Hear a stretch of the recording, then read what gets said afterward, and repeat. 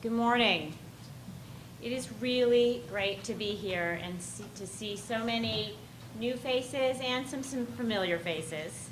That's always very comforting for a new organizational leader to see such a great mix of old and new friends. My name is Felicia Wong, and I'm the president and CEO of the Roosevelt Institute. It is my very great pleasure in my first public appearance with the Institute to welcome you to the kickoff conference for Rediscovering Government. Thanks to the generosity of Bernard Schwartz, a terrific partnership with the New School, and the support of many others, Rediscovering Government will be a flagship effort of the Roosevelt Institute for many, many years. As Jeff Madrick,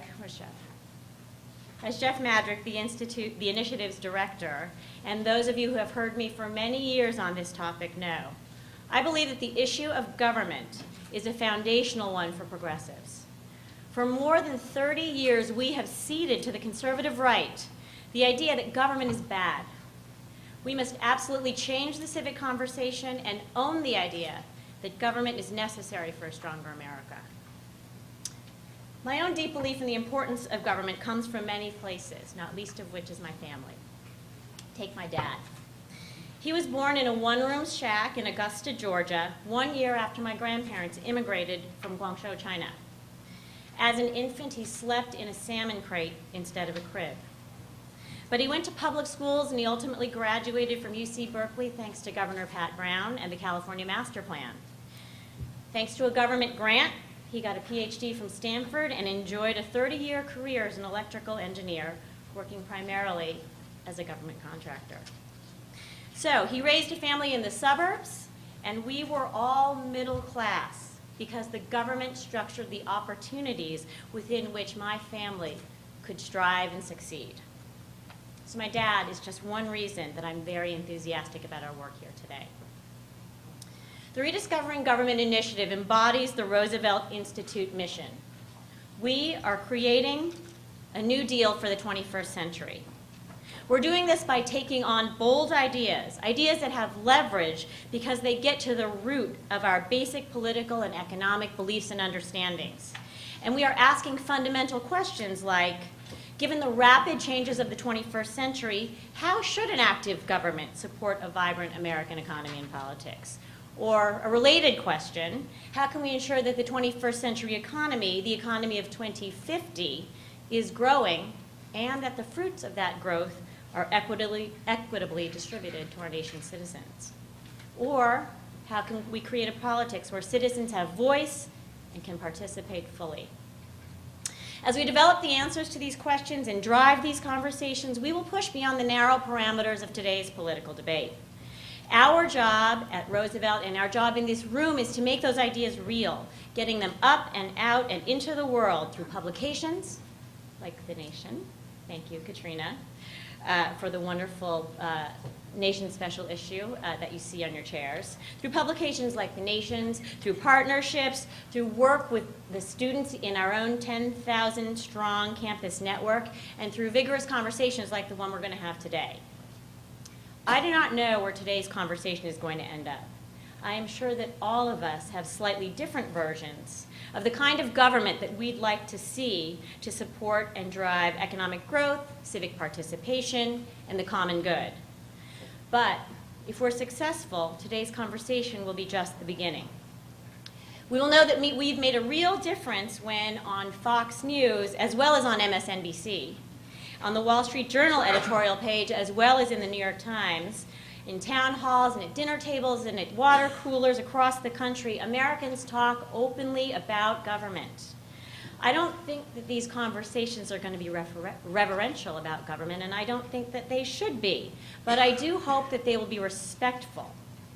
And I do hope that they will be animated by a curiosity to understand the ways in which government, working together with the nonprofit sector and the private sector, can shape an environment in which every American can live a better life. That's what Franklin and Eleanor Roosevelt did. Shape a world so that Americans could, in difficult times, live better lives. Today, together, we can follow in our footsteps and help do the same. Thank you.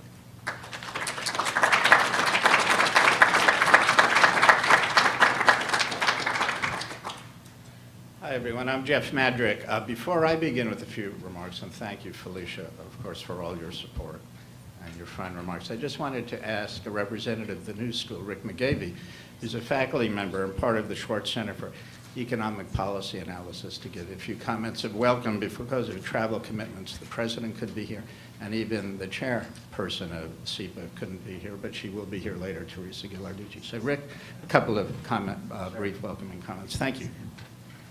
Thanks, Jeff. I'm Rick McGahey. I'm a faculty fellow at SEPA here at the New School, as Jeff said. And on behalf of President Van Zandt and Teresa Ghilarducci, who is, for those of you that travel and know our infrastructure problems, fighting her way back to New York, she will be here this afternoon. And the Schwartz Center for Economic Policy Analysis, I'm pleased to welcome you to this, on the New School's behalf, this important and timely conference. The Schwartz Center is dedicated to applying rigorous economic analysis to critical social and policy problems which require an active and committed government, so this conference couldn't be more timely. I was privileged to spend some time in Washington working as economic policy advisor to Senator Edward Kennedy, a great champion of using government to improve the well-being of all, who, especially for the poor and marginalized, and who understood that an active, smart, strong government is essential for operating a modern economy. So this conference is right in that spirit. I want to give special thanks to Bernard Schwartz, whose generosity and vision to support the Schwartz Center and a great deal of other work in this field. It's his intellectual leadership and commitment, really, that makes our work possible. So a special thanks to him, and welcome to all of you on behalf of the New School. And now back to the organizer of our conference, Jeff. Thanks very much, Rick, and thanks to the New School. While we're doing our thanks, again, thanks to Felicia for all the support, and Roosevelt, Hillary Doe, Madeline Ehrlich, and Bernard Schwartz for being such a great benefactor to us. I'm very excited about this project. Excitement is not quite the right word. Probably emotion is the word, because ever since I got out of school in the 1970s, it seemed to me America was turning against government for traditional answers to social problems and even economic prosperity. In my view, it began back then for a variety of reasons, and we're going to have a panel to discuss why matters turned, and I think there'll be different opinions. There are no unicausal answers in America, but it seems to me, when I look back, our deepest problems today, and especially our lack of preparedness for going forward in this century of intense globalization and change, is our lost faith in government that began 40 years ago. Many of you are not yet 40 years old and know no other experience. When I was a kid, I actually believed in government. I believed in Medicare. I believed in the Great Society. I believed in all kinds of things that many people now turn their noses up at.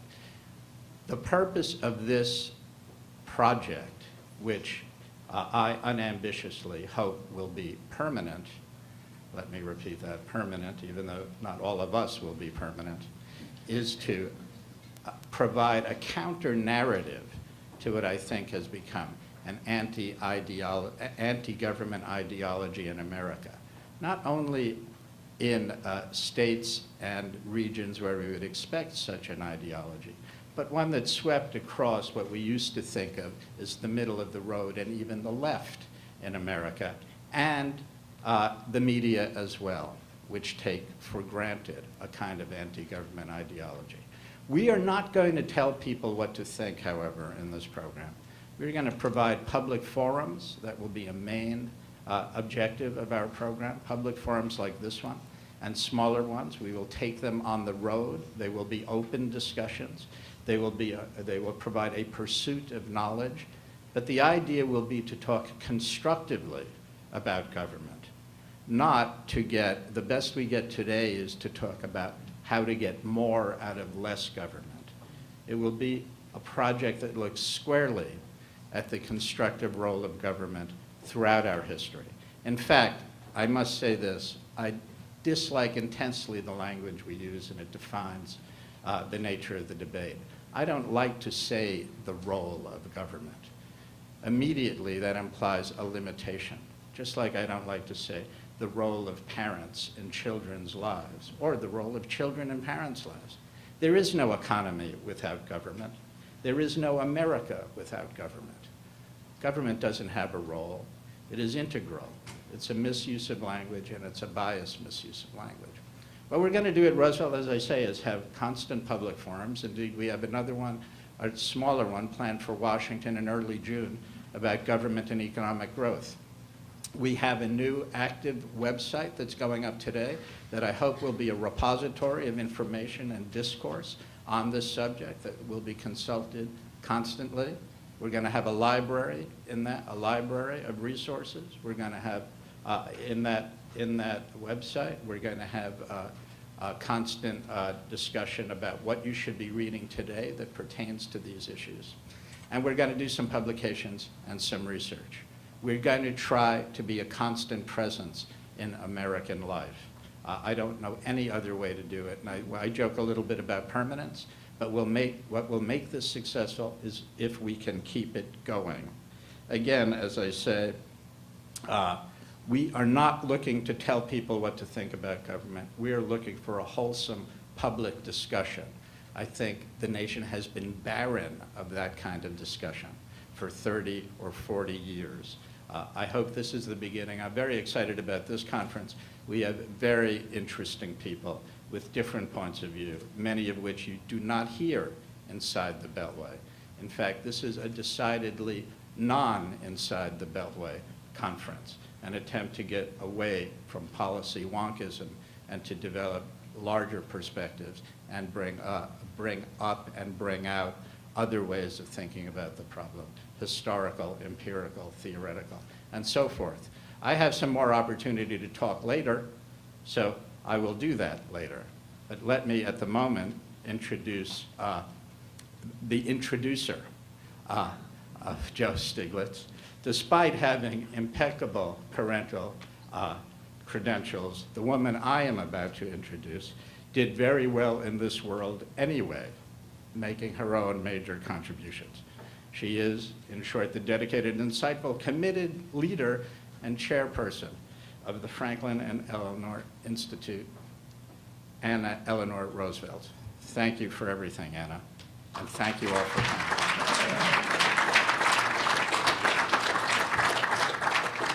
Thank you, Jeff. I really appreciate your leadership of this initiative. Thank you to all of you for being here today. This is an important challenge as we seek together to rediscover the value and the purpose of government. Perhaps because I was raised this way, but more poignantly for me because I am worried about the world my baby granddaughters are going to grow into. I take this charge as strongly as my grandparents did.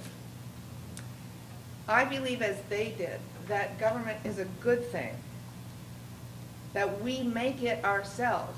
It is not an alien power over us. I believe strongly that we need conversations, as Felicia mentioned, at the dinner table, in the grocery line, when we're playing poker with our friends on a Friday night. We need to be talking about government as something we do.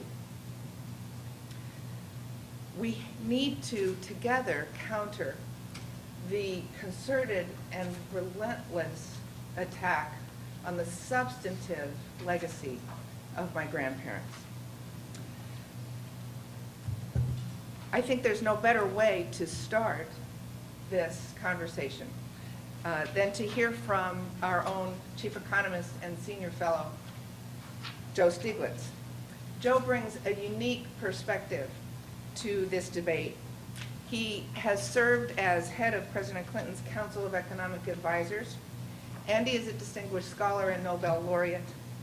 He truly understands how government can make our economy stronger in both good times and bad. So without any further ado, Joe.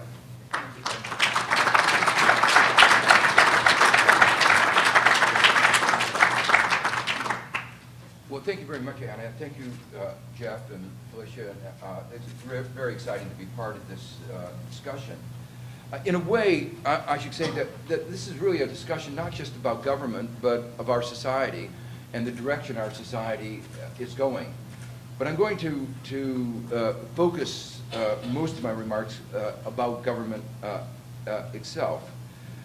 A central tenet of my own work has been on the need to have a balance between government, markets, and civil society, and that every successful society achieves that balance, and that we've lost that balance, and it is important for us to try to restore that.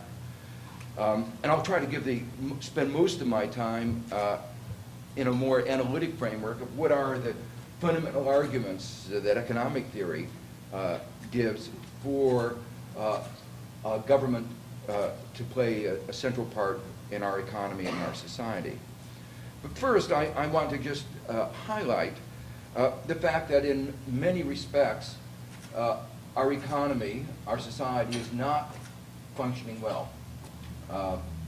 We like to think of the great successes of the United States and of our economy, and we talk about it in terms of GDP per capita, and apart from the little bit of bump that we had in 2008, where things didn't go quite as well as they were supposed to, GDP per capita was going up. But I chaired an international commission on the measurement of economic performance and social progress. And one of the important conclusions of that commission was that GDP per capita was not a good measure of performance. While the U.S. GDP per capita was going up, it wasn't sustainable. But more than that, most of the benefits of that growth were not widely shared. And if you're going to be judging how well an economy is doing, clearly I think the key metric that one wants to focus on is what's happening to the living standards of most citizens.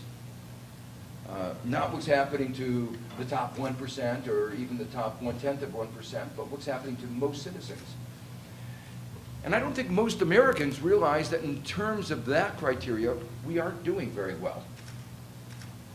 That the wages, the median wage, that means median income of a full-time male worker, half above, half below, today is the same as it was in 1968, almost a half century ago. We've had, in effect, stagnation. We were talking with Jeff before the meeting, and he pointed out that, in fact, since such a large number of males now can't get a full-time job, if you include the fact that many of them are part-time workers, the median income has actually gone down by about 16%. That's really striking. If you look at median household income, it's the same today as it was a decade and a half ago. But that income has only been sustained because people are working so much longer. The number of hours worked in a household, including the fact that women are working more, has actually gone up. So while productivity has been going up, and you would have thought we would have taken some of that productivity in the form of more leisure, in terms of the household work, it's actually gone up. So in one way or another, I think we have to conclude that whatever our system is, this new system of government and market hasn't been working the way it should. And one of the reasons for that failure, I think, is the failure to allow the government to do what it needs to do to have success. Well, let me turn to what economics says about why we need government. The basic idea here goes back to Adam Smith, where the notion as it's normally articulated was that the pursuit of self-interest leads as if by an invisible hand to the well-being of society. He enunciated that kind of idea in 1776. It took the economics profession a long time to understand fully the conditions under which it was true. And it should be clear that not even Adam Smith really believed it. If you look at his broader writings, he pointed out that businessmen seldom get together without conspiring to have a monopoly. He talked about the role of government in education and a whole variety of areas.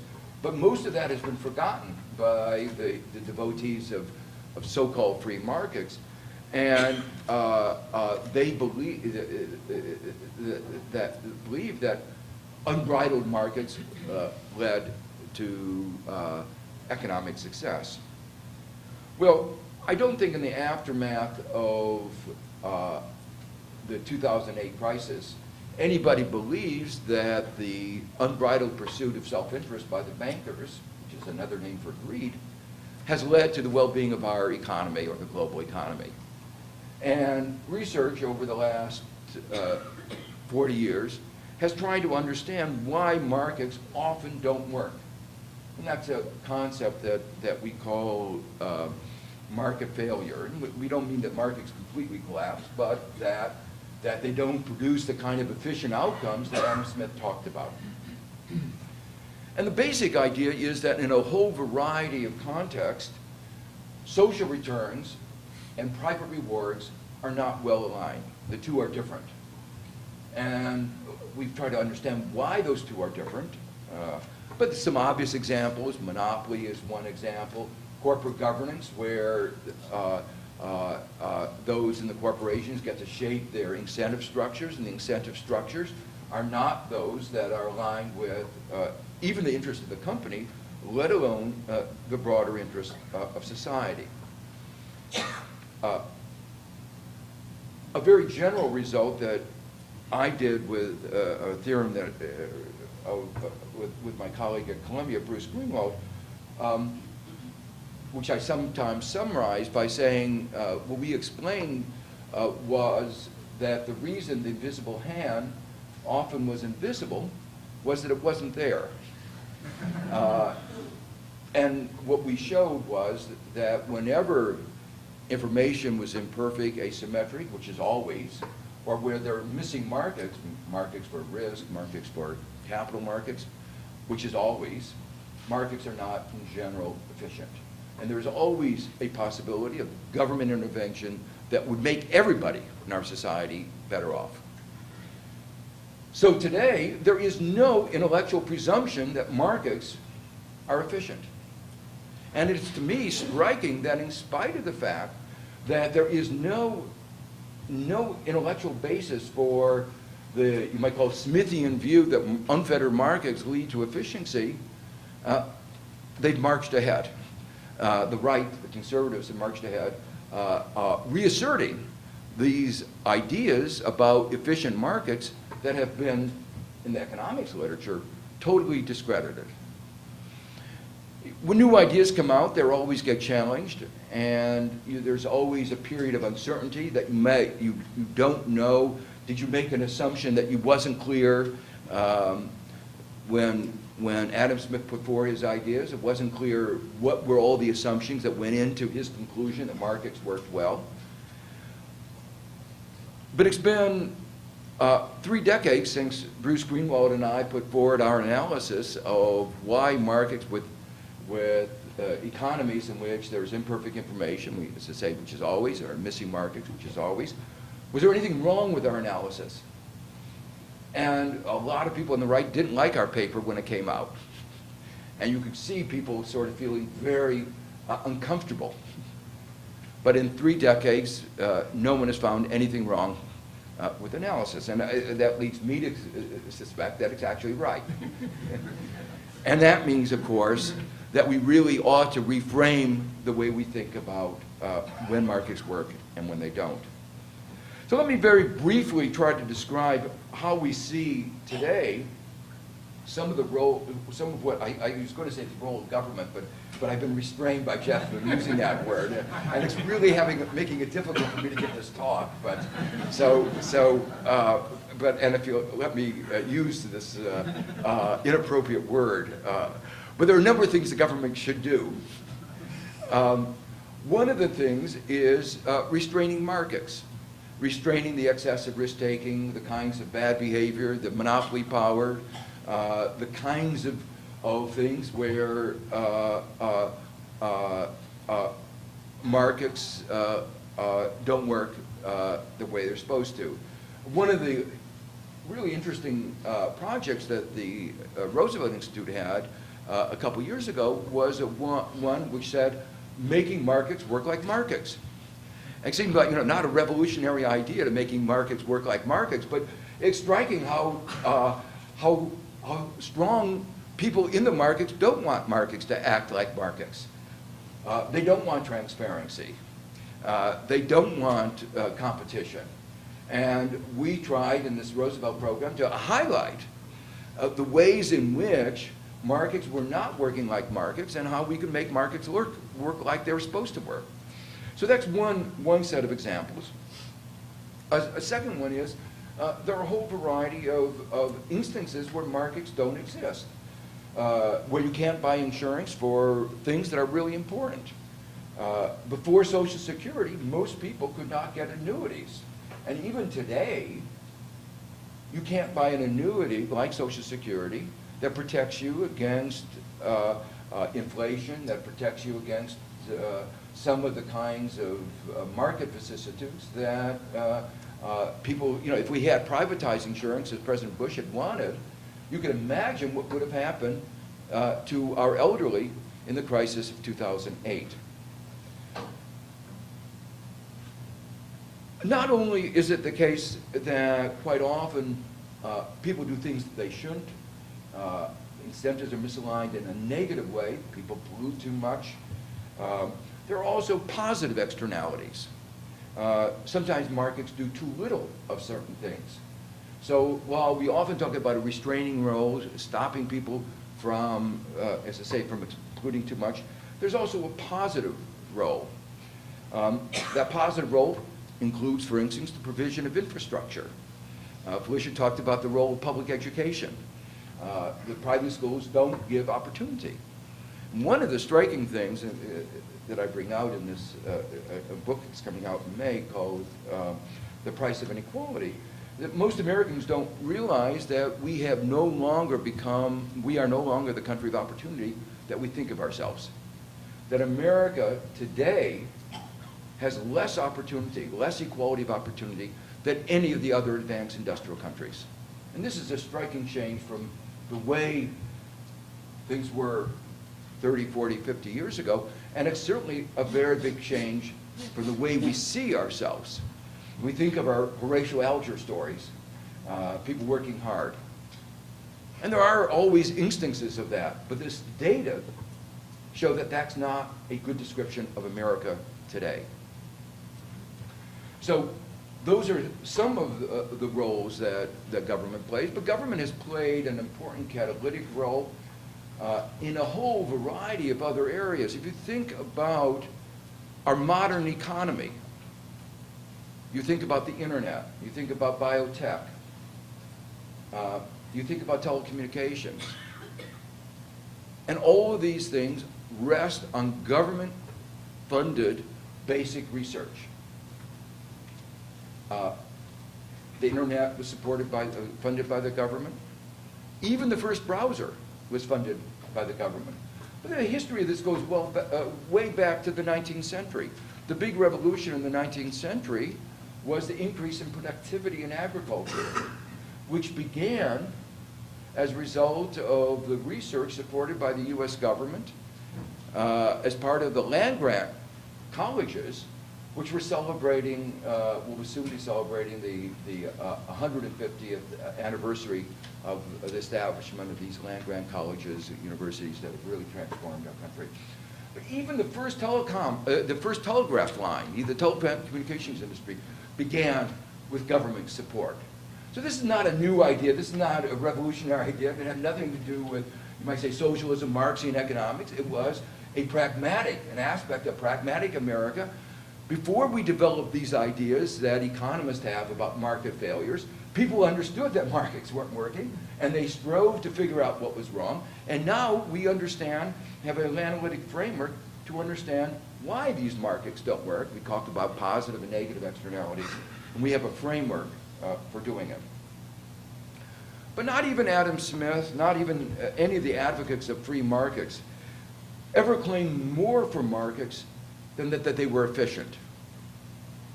Nobody ever said that they were fair, that they would lead to, say, a distribution of income that was socially acceptable. And there was always a recognition that there was a need for government in addressing problems of inequality. We could have, market could lead to outcomes in which large fractions of the population were barely surviving the subsistence level. And we've always recognized this important role. And today that's manifested not only in programs for redistribution, programs on education, but also programs in social protection. And we ought to realize that there's really a lot of interaction. Many of the aspects of our inequality are a result of market failure. People who don't have health insurance, when they get sick, wind up in extreme poverty. And they can't get health insurance because of a whole set of market failures that we now understand a great deal better about. Finally, I focused mainly on you might call it microeconomics. I focused on inequality. The third important market failure that was evident so strongly at the time that President Roosevelt was the president was the economy often doesn't produce full employment. At that time, 1 out of 4 Americans couldn't get a job. The unemployment rate was 25%. But what people don't realize about today is that we're not quite that bad, but we're not in great shape. Almost 1 out of 6 Americans who would like a full-time job today can't get that full-time job. Markets do not on their own produce full employment. And even those on the right recognize that there is a need for government to maintain the economy at full employment through macroeconomic policy. So this is just a very brief list of instances of important categories in which markets don't lead to outcomes that are acceptable, that should be socially acceptable. Now, when markets don't work, it's very clear that there's a need for collective action. These are things that we have to do as a community together. There are many different forms of collective action. Government is one of them. Civil society is another. Government has some unique properties that are absolutely essential. Government has the power to require everybody to contribute. And again, economic theory of the last 30 or 40 years has helped us understand why that's necessary. When there are public goods, there are problems of free riders. You can't solve problems of externalities of pollution by saying voluntarily stop polluting. Incentives without those kinds of restraints are always going to be to save money and to pollute, to put the rest of our society at risk from undertaking excessive risk-taking in certain forms like the banks did. So in one way or another, we need not just voluntary collective action, there are certain areas where we need, you might say, compulsory collective action. Now, the analytics arguments that I've given, I find compelling. And I have never heard a good answer from the conservatives on any of these arguments. And it's really quite striking. Today, the argument on the right, besides the religious people who say markets always work, in spite of the fact that you look at the world and you say they aren't working, those are people it's very hard to convince. The argument of those who want to engage in the subject in an intellectually honest way is, yes, there are market failures, but there are government failures. And that the government failures are so serious that they, in fact, not only don't resolve the market failures, they actually make things worse. They muck things up. And you see that, for instance, in the recent discussions of the economic crisis, the people on the right will claim it wasn't the market that failed. They put the blame on Fannie Mae and Freddie Mac. Jeff organized, again for the Roosevelt Institute, a fantastic program down in Washington addressing that particular charge. Let me make it perfectly clear. At that point, Fannie Mae and Freddie Mac were private institutions. They've been privatized in 1968. So there was no way of saying that they were government institutions. But the Financial Inquiry Commission that looked at this issue and involved, it was a bipartisan, everybody except one came to the conclusion that while Fannie Mae and Freddie Mac may have had a little role, it was very little. It was basically a private sector failure. And when we look at that private sector failure and we calculate the cost of the economic crisis that, at least in large measure, has to be attributed to the misdeeds of the financial sector, we're talking about a loss of income and the misallocation of capital before the crisis and the underperformance of the economy after the crisis. We're talking about losses in the trillions of dollars. No government has ever wasted money, no democratic government has ever wasted money on the scale of that of our private sector. And we have to keep these perspective on these losses. Yes, no institution is ever perfectly efficient. But our choice, say in the case of responding to the crisis, is do we allow the massive waste of resources of having our underutilization of our people, of our capital, and the stress and the consequences that it has? Or do we stimulate the economy and try to get back to full employment? So the basic perspective that I want to put forward is that no human institution is perfect. Fair is human, and so there are going to be failures. But an appropriate way of thinking about it is to think about each of these, the private, public, civil society, as acting as a check on each other. A kind of idea that I think that, is analogous to that John Kenneth Galbraith put forward some 30, 40 years ago in his theory of countervailing powers. Now, a little bit more subtle than that, but still what we need is a greater balance, and what we need also to do to strive to improve the performance of both. One of the most interesting initiatives that I was involved in when I was in the White House was an initiative that has a little bit of the flavor of the title here. Rather than rediscovering government, we called it reinventing government. And our objective was to try to rediscover government, ask what it should be doing, but also how it could do what it did better. And I think we had a great deal of success.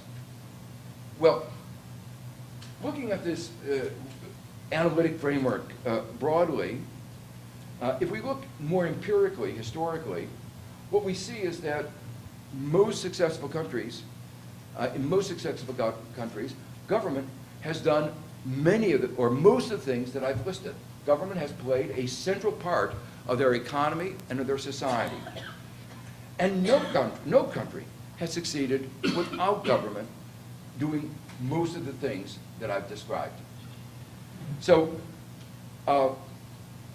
when we talk about this, I want to reiterate what I said before. We have to think very carefully about how we measure success.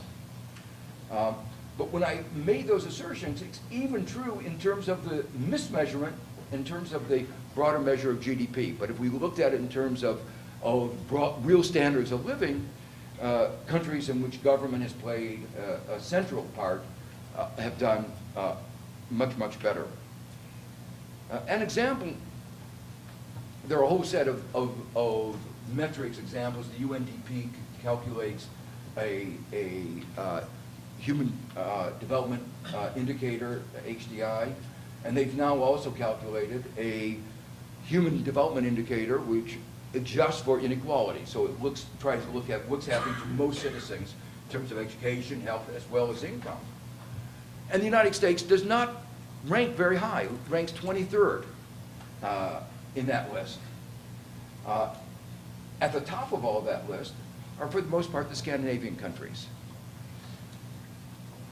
The finance minister of one of those countries, I asked him, I had a conversation where I asked him what was their reason for their success, and then he said, high taxes.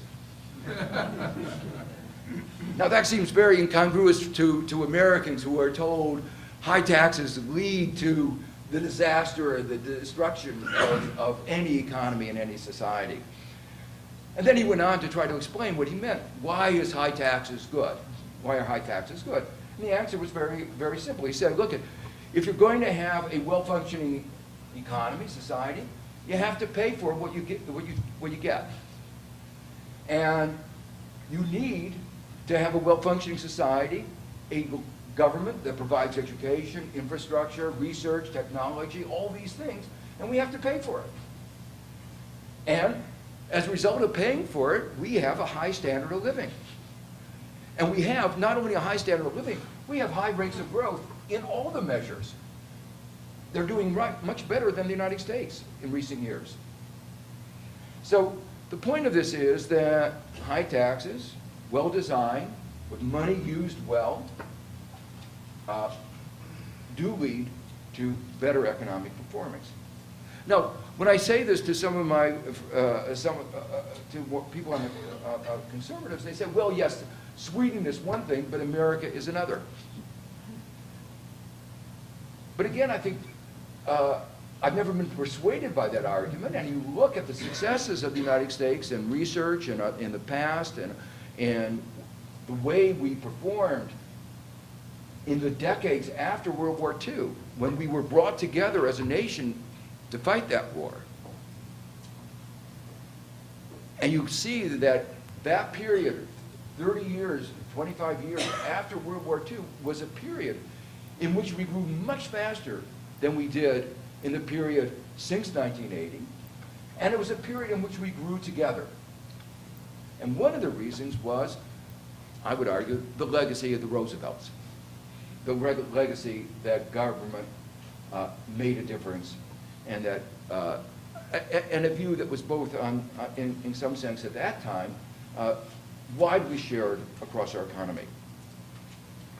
Well, let me just conclude. I've been told I'm running out of time. 1 minute. I want to finally just mention 2 points very briefly. The kind of approach that I've talked about really reflects the perspectives of an economist, for which I have to apologize, especially since economics has had such a disastrous effect on our economy. Jeff is writing a book, I think, on that subject. And the reason why I emphasize that is that an essential part of economics is this view of what's sometimes called methodological individualism. It assumes that our preferences are given, are exogenous, that they just exist out of nowhere.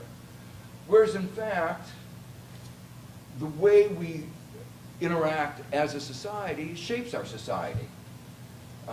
Societies, one of the things that research in economics has shown that people who study economics wind up to be more selfish than people who don't study economics. And we've been shaping our society to create people who are more selfish.